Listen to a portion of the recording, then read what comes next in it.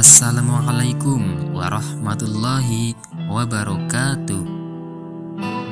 Apa kabarnya anak-anak yang ada di rumah? Semoga tetap semangat belajar dan sehat walafiat. Kembali kita belajar dari rumah untuk mata pelajaran Pendidikan Agama Islam dan Budi Pekerti untuk kelas 6 sekolah dasar. Terlebih dahulu marilah kita berdoa kepada Allah Subhanahu wa Ta'ala.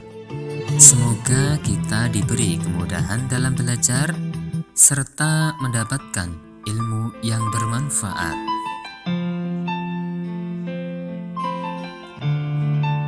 Anak-anak yang solih dan soleha, pada pertemuan kali ini kita akan belajar bersama dengan pelajaran kelima, yaitu keteladanan Rasulullah Shallallahu Alaihi Wasallam dan sahabatnya.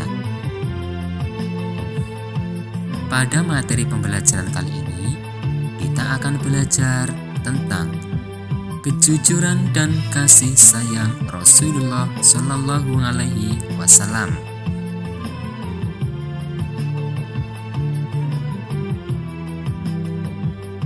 Anak-anak, tahukah kenapa Nabi Muhammad Shallallahu Alaihi Wasallam diberi gelar Al-Amin? Nabi Muhammad Shallallahu Alaihi Wasallam merupakan Khatamul Anbiya wal Mursalin, yang artinya Nabi dan Rasul yang terakhir. Nabi Muhammad Shallallahu Alaihi Wasallam dilahirkan di kota Mekah pada hari Senin, tanggal 12 Rabiul Awal tahun Gajah, atau bertepatan dengan tanggal 20 April 571 Masehi.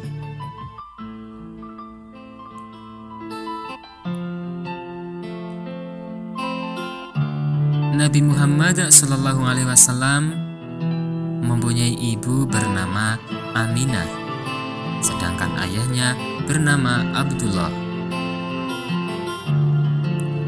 Pada usia 6 tahun, Nabi Muhammad Shallallahu Alaihi Wasallam sudah menjadi yatim piatu.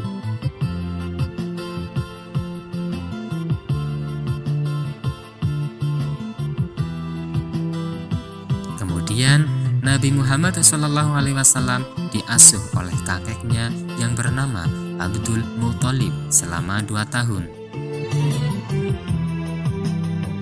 Pada usia 8 tahun, kakeknya meninggal dunia. Kemudian Nabi Muhammad diasuh oleh pamannya yang bernama Abu Thalib.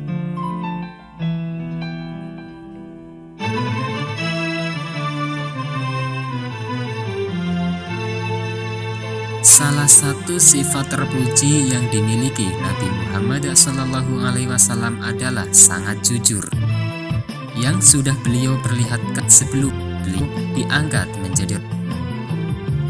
Pada usia remaja, beliau diminta bantuan oleh pamannya untuk membawa barang dagangan milik Siti Khadijah. Dalam berdagang, Nabi Muhammad Shallallahu Alaihi Wasallam selalu menjunjung tinggi kejujuran. Beliau tidak mau menipu dalam berdagang. Oleh karena itu, orang-orang menjulukinya Al-Amin, yang berarti orang yang dapat dipercaya.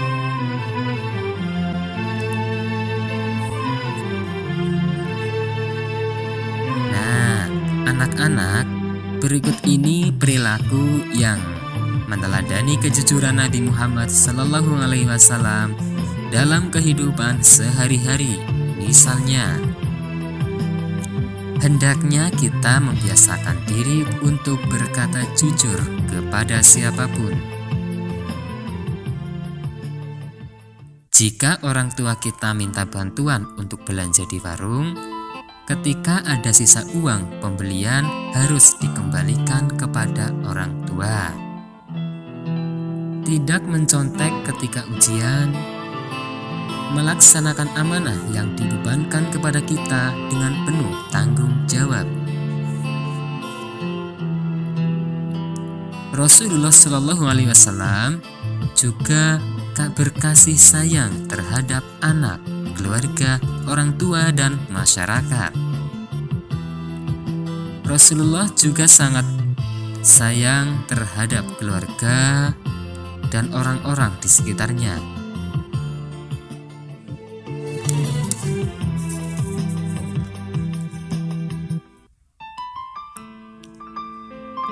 Kepedulian Rasulullah Shallallahu Alaihi Wasallam terhadap lingkungan. Rasulullah Shallallahu Alaihi Wasallam juga mengajarkan kepada kita dengan perilakunya yang sangat peduli terhadap lingkungan dan alam sekitar. Beliau mengajarkan agar tidak melakukan kerusakan di muka bumi ini.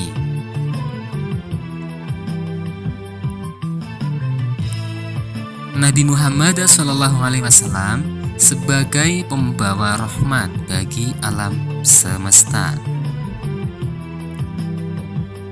Nabi Muhammad SAW diutus oleh Allah Subhanahu wa Ta'ala sebagai rahmatan lil alamin.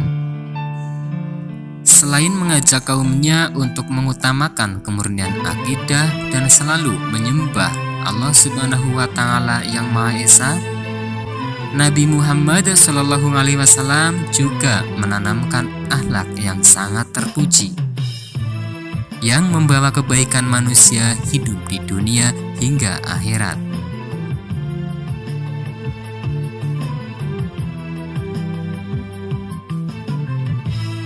Kita sebagai umat Nabi Muhammad harus meneladani Nabi Muhammad dalam kehidupan sehari-hari. Misalnya, tidak berbicara keras atau kasar kepada orang tua atau orang yang usianya lebih tua dari kita. Tidak memerintah orang tua untuk melakukan sesuatu yang kita inginkan. Mendengarkan bila orang tua sedang berbicara dengan kita, meminta izin dan mencium tangan orang tua sebelum berangkat sekolah. Menghormati ibu, bapak, guru, tidak mencela atau mengejek sesama teman, berbicara dengan ramah kepada sesama teman dan guru, tidak mengobrol bila guru sedang menerangkan materi.